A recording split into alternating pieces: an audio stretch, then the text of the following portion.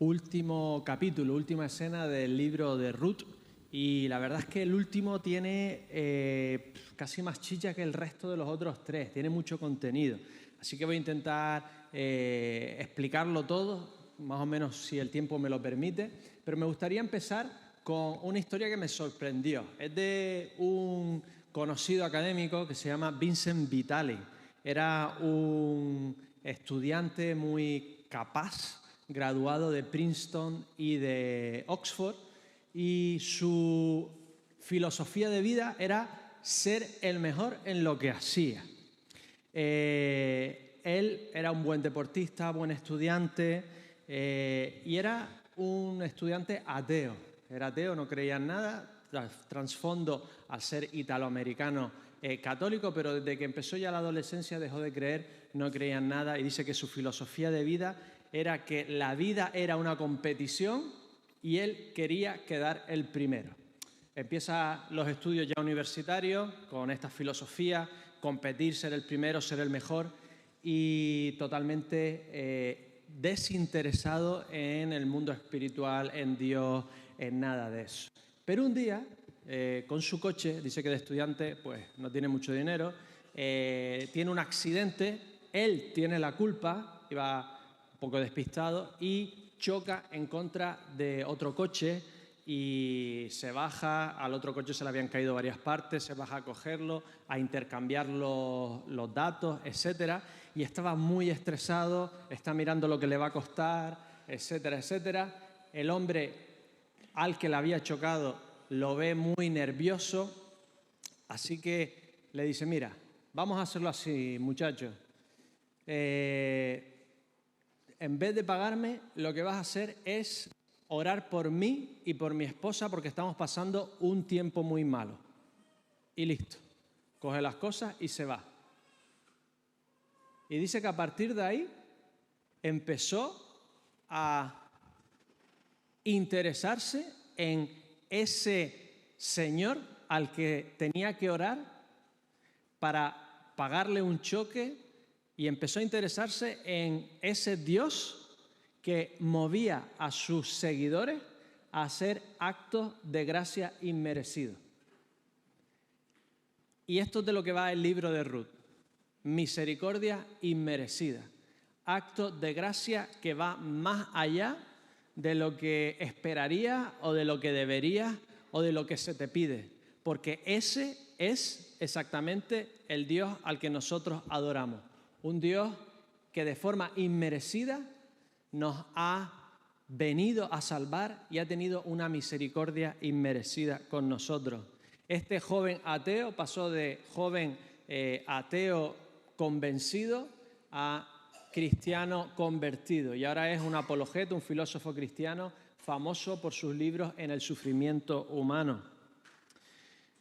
Esto es lo que encontramos en este libro.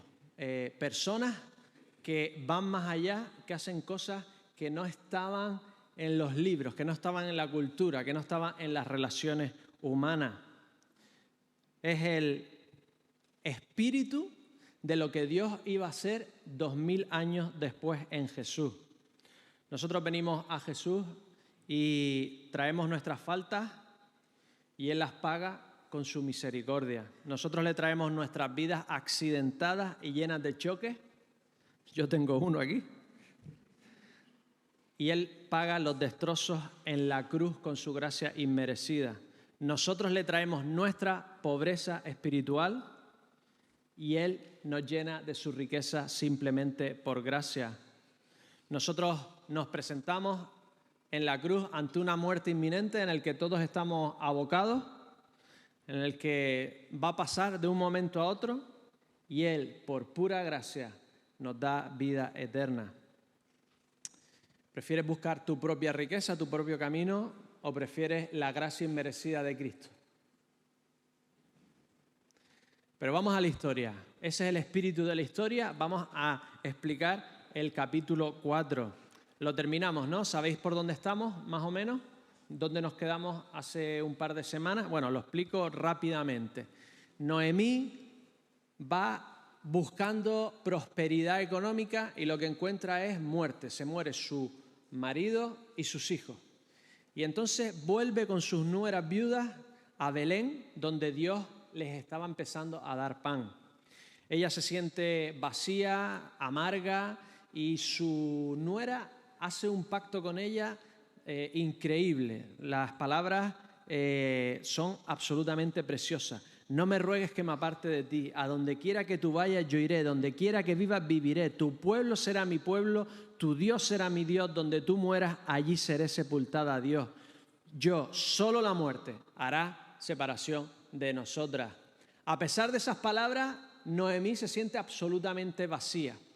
Pero casualmente, Ruth, su nuera, toma la iniciativa de ir a buscar los restos de la cosecha. Tenían una ley en Israel que los pobres podían coger los restos de la cosecha para poder alimentarse y no morirse de hambre. Y da la casualidad, nos dice el texto, que empieza a hacer esto en el campo de un pariente.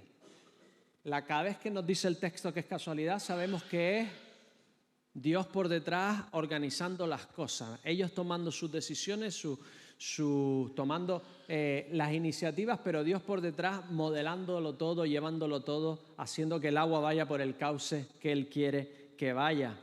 Así que este pariente tiene una gracia inmerecida con estas dos viudas y les provee de comida abundante. Y en este arranque de gracia inmerecida se queda en arranque y no va más allá. No se casa con ella, que es lo que todos estamos esperando, hay una bonita historia de amor aquí. No va más allá, no se casa para darle un hijo para que continúe con el apellido familiar, que era absolutamente fundamental en esa sociedad, sino que se queda ahí, ¿vale? Noemí toma la iniciativa y hace que Ruth vaya a la era y le proponga cumplir con el levirato y matrimonio. Es lo que vimos la última vez. Vos, este zorro plateado, dice que sí, que está encantado. Pero hay un pariente más cercano y él quiere hacer las cosas bien. Vemos como en la época de los jueces cada uno hacía lo que bien le parecía, pero hay una alternativa. Este hombre hace las cosas bien. Porque en esa época, si hacías las cosas mal, no te llevaba una denuncia a juicio, sino que se reunían unos con otros, decidían y mataban a quien tenían que matar si no hacían las cosas bien. Es lo que hemos leído en Jueces, por ejemplo, con el asesinato de la concubina. Se reúnen todos y ejecutan directamente a aquellos que habían estado involucrados. Entonces vamos a hacer las cosas bien, porque en cierta forma es como una herencia. Imagínate que tú tienes un tío y te deja unas tierras, ¿vale? ¿Verdad que te fastidiaría que tu primo tercero se quedara con las tierras en vez de tú? Que tú eres más cercano a tu tío. Pues esto es lo que está pasando aquí. Hay un pariente más cercano, hay un primo más cercano de Elimelec que tendría el derecho sobre las tierras y si pudiese o quisiese tendría también que levantarle nombre a la familia del difunto.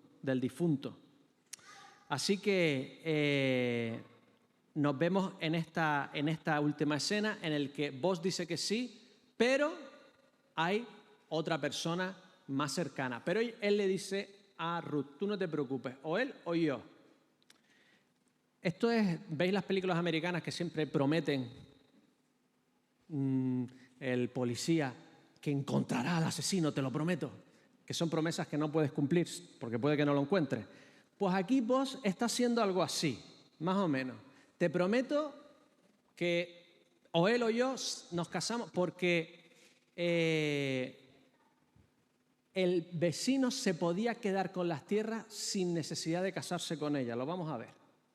O sea, la promesa no era del todo. El vecino, el primo podía haber decidido quedarse con las tierras, quedarse con las viudas sin casarse con ellas. Os lo explico, vamos a verlo. Así que vos trata de hacerlo bien, pero de una forma muy astuta. Vemos la astucia tremenda de Noemí y ahora la de vos. Vamos a leerlo. 4.1. Si tenéis vuestras Biblias abiertas, vamos a ir frase por frase. Así que si las tenéis abiertas, vuestros apps, vuestras Biblias, me podéis seguir. Ruth 4.1. Boaz subió a la puerta y se sentó allí. Y he aquí que pasaba casualmente la persona con la que tenía que hablar. Y he aquí, sabéis lo que estaba pasando, ¿no? Dios estaba arreglando las cosas. Había hablado y le dijo, fulano, me encanta esto, fulano, vos sabías el nombre de fulano, era primo, ¿vale? Pero el narrador, como él no tiene esa gracia inmerecida, lo que te está diciendo es que no vale la pena ni nombrarlo, ¿vale? No hace falta nombrarlo. ¿No sabemos el nombre de la otra viuda? ¿Cómo se llamaba la otra viuda? La cuñada con cuña, como fuese de Noemí, de Ruth. Orfa.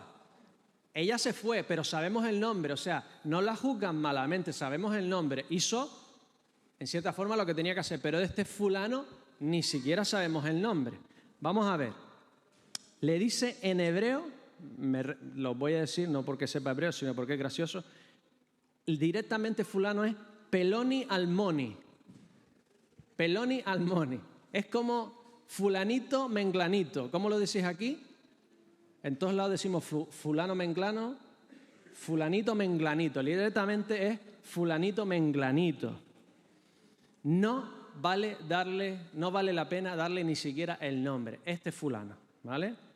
Solo los que actúan con misericordia inmerecida serán recordados y están en los planes de Dios. Tenemos un Padre que nos ha tratado con misericordia inmerecida. ¿Qué tenemos que hacer nosotros?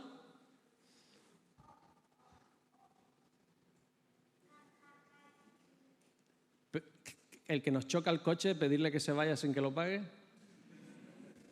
Hasta ahí no llegamos, ¿no? Para eso están los seguros, ¿no? Pero actos que imiten el espíritu de la Biblia, actos que imiten el espíritu de Jesucristo. Somos aquellos que tenemos que mostrar gracia inmerecida a nuestros esposos y esposas, ¿verdad? Los primeros que necesitan gracia inmerecida, yo por lo menos. A nuestros amigos, a nuestros compañeros de trabajo, etcétera, etcétera. Así que vos lo sientas, le dice, fulano, siéntate aquí, no es nada tonto y mira cómo lo monta. Entonces se sienta y vos, 4:2. Entonces él tomó a 10 varones, los tenía por ahí escondidos, ¿vale? Y rápidamente vienen los 10 varones y se monta allí lo que sería un acto oficial, notarial, un juicio en los ancianos de la ciudad. Y dijo, sentaos aquí, y ellos se sentaron.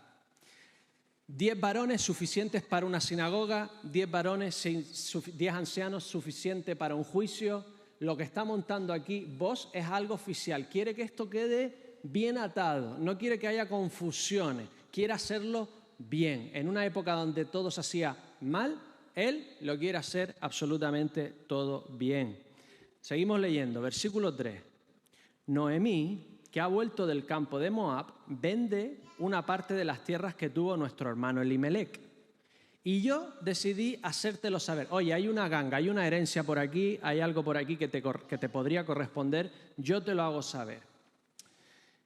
Y decirte que la compres en presencia de los que están aquí sentados, aquí en frente del jurado o de los notarios y de los ancianos de mi pueblo. ¿Ves el énfasis en el que esto es oficial, ¿eh?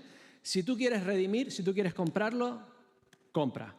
Y si no quieres redimir, decláramelo para que yo lo sepa, porque no hay otro que redima sino tú y yo después de ti. Tú eres el más cercano y yo el siguiente.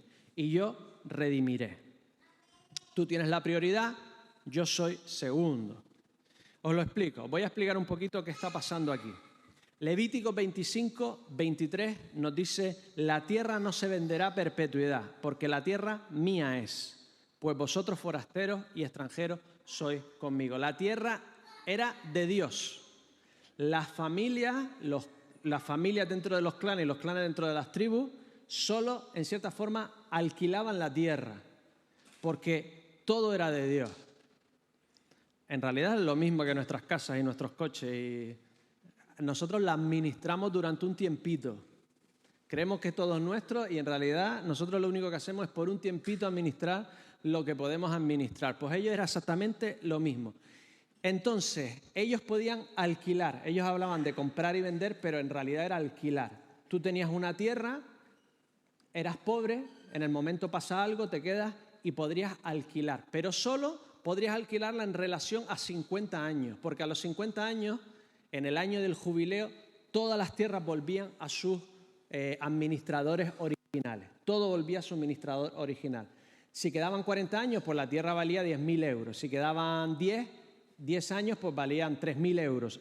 ¿Me entendéis? En proporción a que todo volviera. Entonces, lo más probable, no estamos seguros, porque es un poco confuso qué es lo que pasó, pero lo más probable es que Elimelech se va a Moab y ¿qué hace con la tierra? La alquila. La alquila, pero no habían pasado los 50 años. Entonces vuelve Noemí, 10, 12 años después, no sabemos exactamente, y todavía esa tierra no la puede utilizar. No es suya, está alquilada y tiene que venir un pariente que la redima. Redimir es liberar o comprar, la compra para ella. En cierta forma es una obligación moral de tus familiares de ayudarte en tiempos difíciles. Qué bonito, ¿no?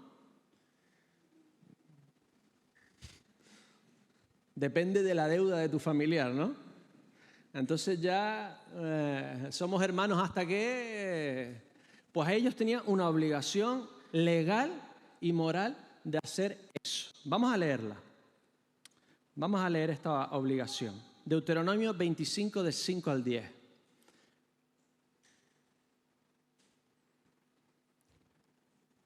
¿Lo tenemos? Deuteronomio, ¿vale? Estamos leyendo textos históricos de hace miles de años. Venimos a la iglesia y nos convertimos en historiadores, sociólogos, teólogos, psicólogos. Es la riqueza de lo que hacemos un domingo, es asombroso, ¿verdad? Vamos a leer ley antigua. Cuando hermanos habitaren juntos y muriera alguno de ellos y no tuviere hijo, la mujer del muerto no se casará fuera con hombre extraño.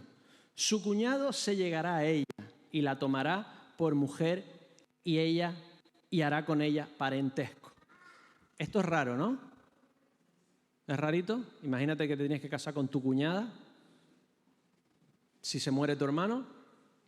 Pues no es nada rarito. Ha pasado en toda la historia, ha pasado en todos los países. En Canarias yo conozco el caso, personalmente, de el marido casado con la mujer, con su mujer, 2 niños pequeños, se muere y se casa con la hermana. Y la hermana se queda a cuidar los niños de lo que era su esposa. Lo conozco también otro caso en Irlanda. Eso se llama, en vez de levirato, soriorato. Y estas cosas han pasado con hombres y mujeres normalmente en el campo, en todos lados. ¿Qué ventajas tiene? Hombre, que te cuide tu tía en vez de la madrastra mala, ya es un ventajón que no veas. Que los niños no se tengan que ir a Calcuta porque se casa con otra persona, que las tierras no se tengan que dividir y vender porque se ha casado con otro, que lo que a nosotros nos parece una locura, nuestra sociedad ha tenido sentido por mucha parte de la historia. Entonces, si tienes un cuñado soltero, está el dicho, ¿no? Es más pesado que un cuñado soltero. Pues el pesado del cuñado se tiene que casar con la esposo que se quede solo, ¿de acuerdo? Y el primogénito de esta nueva relación, del tío, ¿vale? Se convierte, el que da a luz sucederá en el nombre de su hermano muerto, para que el nombre de este no sea borrado de Israel. Si quieres saber por qué era tan importante, escucha las otras predicaciones. Y si el hombre no quisiese tomar a su cuñada, el cuñado pesado no la quiere, irá entonces su cuñada a la puerta donde se hacían los juicios y a los ancianos y dirá: mi cuñado no quiere suscitar nombre en Israel a su hermano, no quiere emparentar conmigo. Entonces los ancianos de aquella ciudad lo harán venir y hablarán con él, y si se levantara y dijera, lo intentan convencer: oye, hazlo, cásate, un poquillo feilla, pero tampoco pasa nada, haz lo que tienes que hacer. Y si dice el cuñado, no quiero tomarla, se acercará entonces su cuñada a él delante de los ancianos, le quitará el calzado del pie y lo escupirá al rostro. Y hablará y dirá: así será hecho al varón que no quiere edificar la casa de su hermano. Y se le dará este nombre en Israel: la casa del descalzado, la casa de los avergonzados. No ha querido cumplir, no ha querido que los hijos se queden en la familia, que las tierras se queden, que la mujer se quede, etcétera, etcétera, etcétera. ¿Vale? Entonces, esto es lo que le está proponiendo vos a fulano. ¿Te quieres quedar con las tierras? ¿Quieres redimir estas tierras? Pero fulano dice, sí quiero. Versículo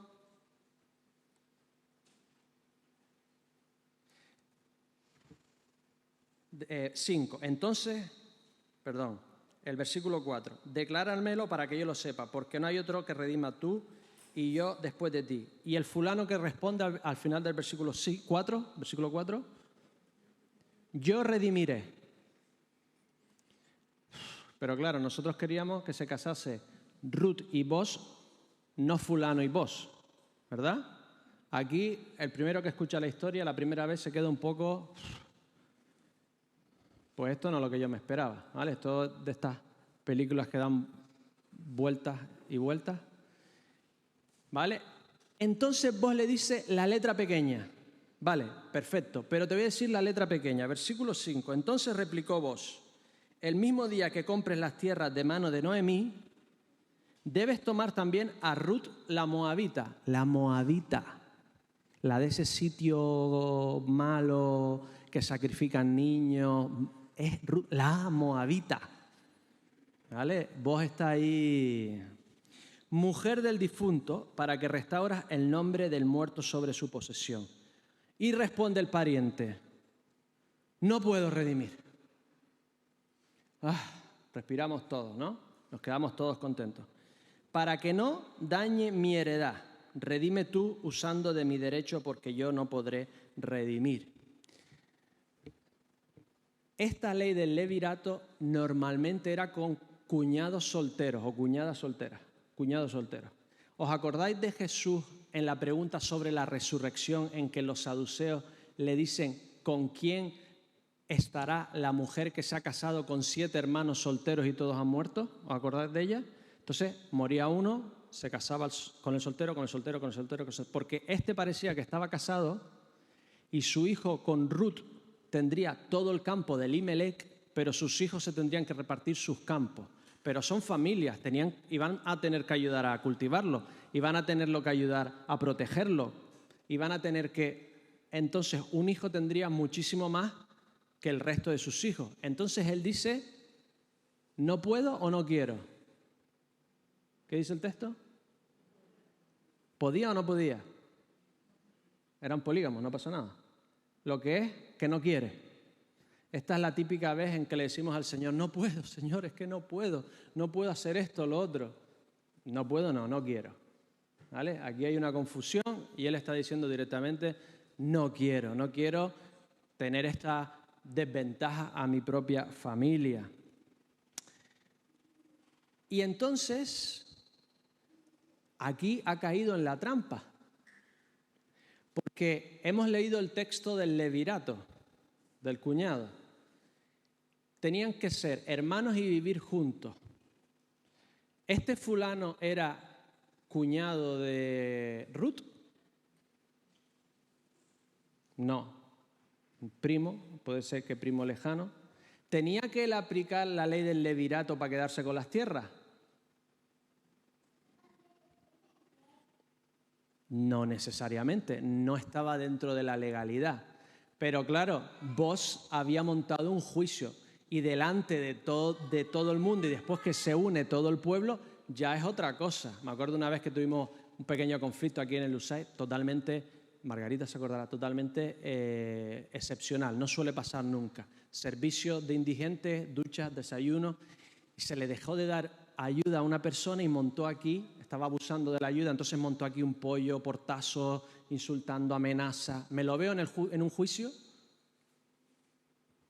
una persona equilibrada, seria, totalmente razonable. ¿Qué estaba pasando? Que no es lo mismo entre tú y yo que te vean y te monten en juicio. Vos había montado un juicio y había dicho, yo voy a ir más allá de la ley. Yo estoy dispuesto a casarme con ella y darle un nombre sin ser cuñada mía. ¿Tú qué vas a hacer? Por eso no va vos de tú a tú. Monta todo este acto oficial porque ya delante del pueblo es otra cosa. La astucia de vos es increíble. Fulano diría, si él está dispuesto no solo a quedarse con las tierras, redimirlo y mantener a las viudas, sino casarse con ella, darle nombre al difunto familiar. Y, oye, yo delante de esta gente, ¿qué voy a hacer? Pues hazlo tú. Y le deja que él lo redime. Todo el pueblo aplaudiendo, llorando allí, abrazándose, las noticias corriendo a Ruth, que sí, que te casas con vos, no sé cuánto. Es algo precioso. Lo que vemos aquí es que vos no aplica la ley, hace que se aplique el espíritu de la ley.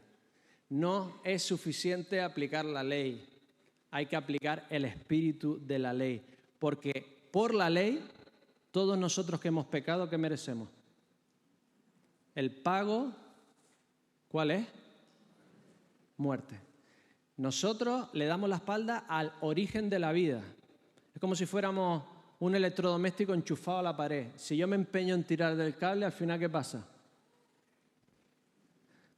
En la paga del pecado, darle la espalda a Dios, ir en contra de Él, al final es muerte.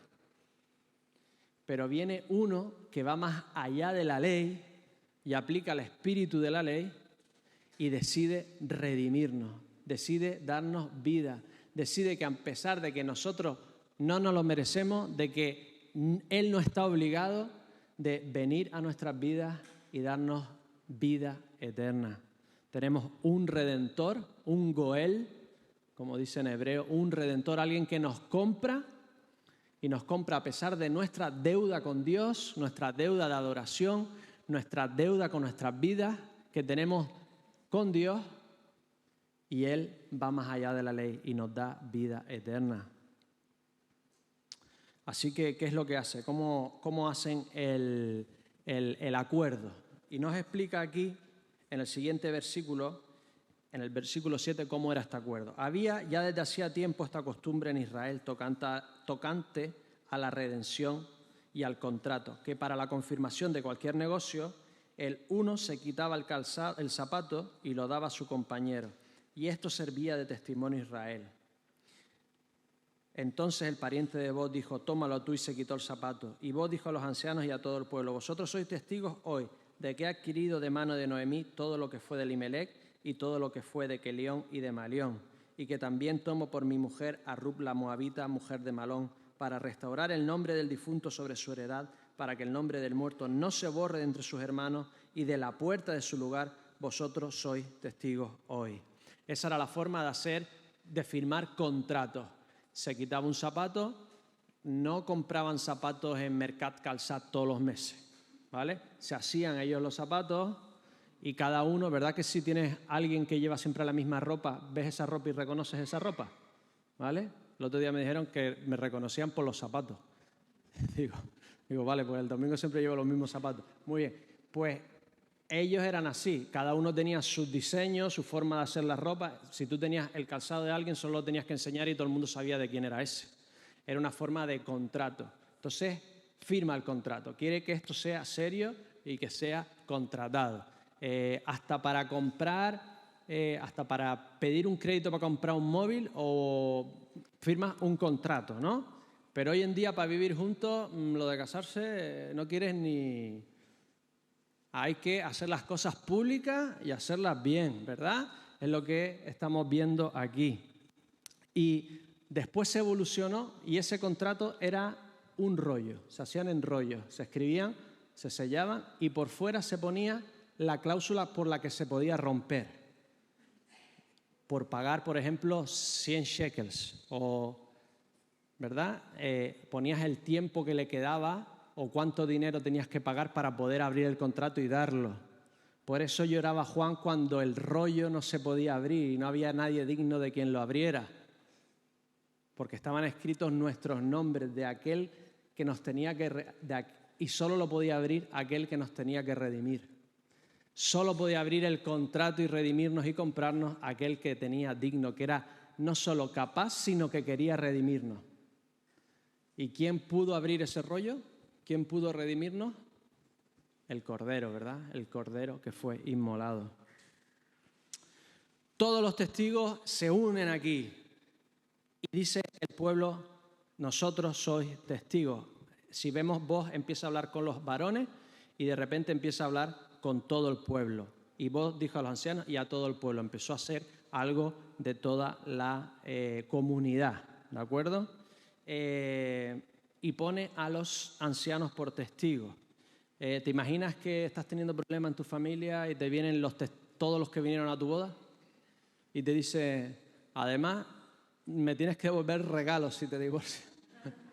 Había que poner una cláusula, ¿no? Voy a tu boda, pero si te divorcian en menos de 5 años me devuelves regalo, ¿no?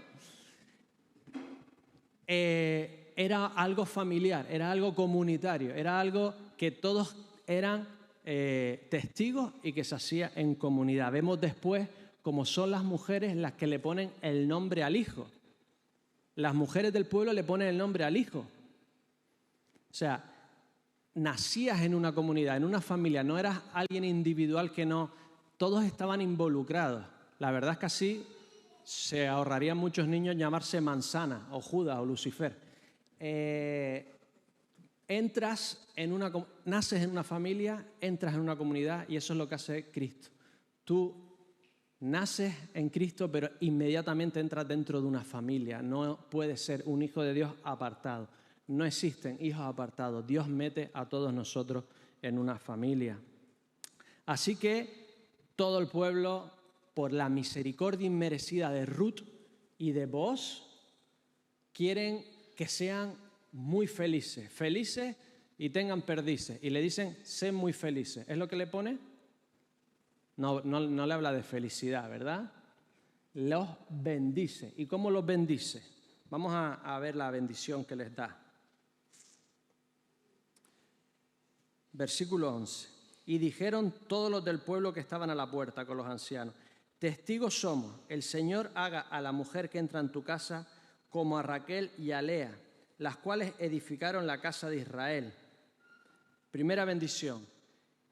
Habéis sido tan increíbles la forma de trataros, vuestro carácter, que pedimos a Dios que comencéis un nuevo linaje en Israel. Menuda bendición les está dando, que sean como que Ruth se convierta en la matriarca de algo enorme en Israel. Y vemos que se cumple, porque es la abuela o la bisabuela del rey David y por lo tanto de Jesucristo. O sea, es una bendición que además se cumple. Le están diciendo algo increíble. ¿Por qué pone quién era mayor, Lea o Raquel? Lea. ¿Por qué pone a Raquel primero? Por todo lo que sabe el pueblo, Ruth es estéril. Lleva 10 años casada, y no había tenido hijos en 10 años. Todo lo que saben es estéril. También conocían que Malón se traducía como enfermito, o sea que Raquel era estéril y Dios le dio hijos y se hizo matriarca de todo Israel. En cada frase están buscando una solución, están bendiciendo de una forma increíble. Y después que dice, las cuales edificaron la casa, y tú ilustre en Efrata y seas de renombre en Belén. Y tú seas famoso o tengas nombre, porque habéis tenido tal misericordia. Solo los que nos acogemos a la misericordia inmerecida de Jesús tendremos un nombre eterno. Solo aquellos que imitamos la misericordia inmerecida de nuestro Señor tenemos a Dios en nuestras vidas y por lo tanto tendremos un nombre eterno. La única forma de no convertirnos en fulano siglano de la historia de Dios es aceptar la misericordia inmerecida de Dios y actuarla en nuestras vidas. Versículo 12. Y sea tu casa como la casa de Fares, el que Tamar dio luz a Judá. ¿Por qué meter ahora aquí a Fares y a Tamar? Es el otro ejemplo del levirato que vemos en Génesis. Tamar era una canaanita que se había casado con el hijo de Judá. Este muere porque era malo, se lo da a Onán. Este muere porque era malo, tristemente sabemos el nombre que significa y la tristeza de la historia. así que Judá no quiere darle al siguiente hijo, creo que es Er, y la ignora. Entonces Tamar se viste de prostituta y engaña a Judá para que dé un hijo y se convierte ella en matriarca de Israel. La va a matar, conoces la historia, ¿no? De repente una canaanita por levirato tiene a Fares, y Fares es el antecedente de la tribu de Judá, de los de Belén. Y según números, Fares es el mayor clan dentro de la tribu de Judá. Es el más importante, el más numeroso, el más importante. Los están bendiciendo con una riqueza, con unos deseos, con unas oraciones tan increíbles, le está diciendo que tenga hijos y que sea una matriarca, que no se quede estéril, que sea importante, que su nombre sea famoso, más importante que el nuestro. Le está diciendo a ellos que su nombre se eleve por encima de lo que era Judá y Belén.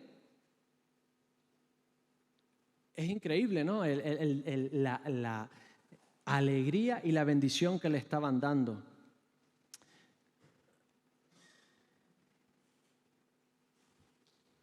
Así que, versículo 13, Booz pues tomó a Ruth y ella fue su mujer. El orden es este. Algunas traducciones lo ponen diferente, pero este es el orden original. La tomó, cumplió el levirato, ¿os acordáis de la última predicación? La tomó y después se convirtió en su mujer. A partir de ahí, el número de hijos pertenecería a Booz, no a Elimelec. Pero la gracia de Booz fue tan grande que en la genealogía después no es hijo de Elimelec. Booz, ¿de quién es hijo? De Ruth y de Booz. Su misericordia, su forma de actuar se convierte en el protagonista de la historia. Y las mujeres, en el versículo 4 del 14 al 17, decían a Noemí: loado sea el Señor, que hizo que no le faltase hoy pariente, cuyo nombre será celebrado en Israel, el cual será restaurador de tu alma. Le están hablando a Noemí. Vos le preocupa levantarle un nombre a Elimelec, pero las mujeres son muy prácticas y lo que le preocupa de Noemí es que la cuiden de mayor, ¿no? Y es lo que le está diciendo aquí. Bendecimos porque ahora vas a ser cuidada. El cual será restaurador de tu alma y sustentará tu vejez, pues tu nuera que te ama lo ha dado a luz y ella es de más valor para ti que 7 hijos. ¿Cómo se sentía Noemí cuando llegó de Moab? Vacía, porque ya no tenía hijos, pero de repente Ruth, por su misericordia, es mejor que el número perfecto de hijos, que 7 hijos. Y tomando Noemí el hijo, lo puso en su regazo y fue su aya. Y le dieron por nombre a las vecinas, diciendo: le ha nacido un hijo a Noemí. Y lo llamaron Obed. Este es padre de Isaí, padre de David. Según el versículo 15, si lo tenéis abierto, ¿quién es el restaurador, el Goel, el redentor de Noemí? ¿Vos o el niño que nace? Pero esto no tiene sentido.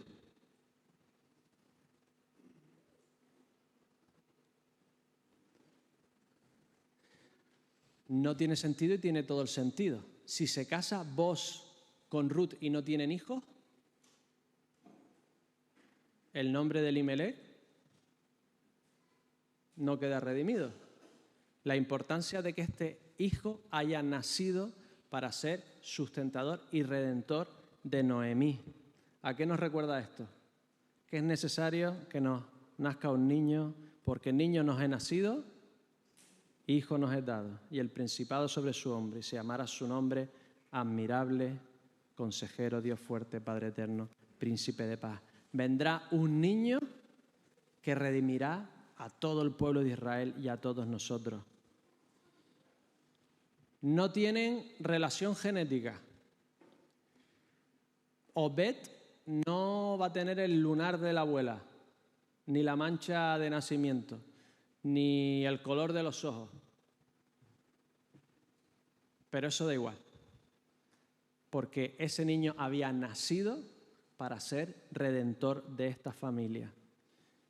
Y nosotros tenemos un redentor que dice: yo he venido para que tengan vida. No tiene relación genética con nosotros, pero da igual. Él dice: yo he venido para que tengan vida y para que tengan vida en abundancia. Ese niño nació para darle vida a Noemí y a su familia, y nosotros tenemos un Redentor que nació para darnos vida a nosotros. Último nombre. ¿Sabéis qué significa Obed? Siervo, proveedor, guardián. Siervo, proveedor, guardián. Iba a servir a su suegra, cuidarla y protegerla. Igual que el gran Redentor que es nuestro siervo, nos sirve en la cruz. Y mira lo que dice 1 de Pedro 2:25, porque vosotros erais como ovejas descarriadas, pero ahora habéis vuelto al pastor y obispo, o pastor y guardián de nuestras almas. Tenemos un Dios que nos guarda, que se asegura de nuestra prosperidad, que se asegura de nuestro bien, que se asegura de que todo lo bueno y lo malo, si lo amamos, Él lo transforme en bondad. Así que se acaba aquí la película, todo el mundo aplaude. ¿Verdad que en el cine, cuando es muy emocionante, hasta la gente se pone a aplaudir y todo? Me ha pasado como cuando aterriza un avión, empiezan a aplaudir todo el mundo, empiezan a irse del cine, empiezan a levantarse. En el culto de las 10, algunos empezaron a levantarse cuando dije esto, pero de repente algunos se quedan y al final de los créditos hay otra escena, ¿verdad?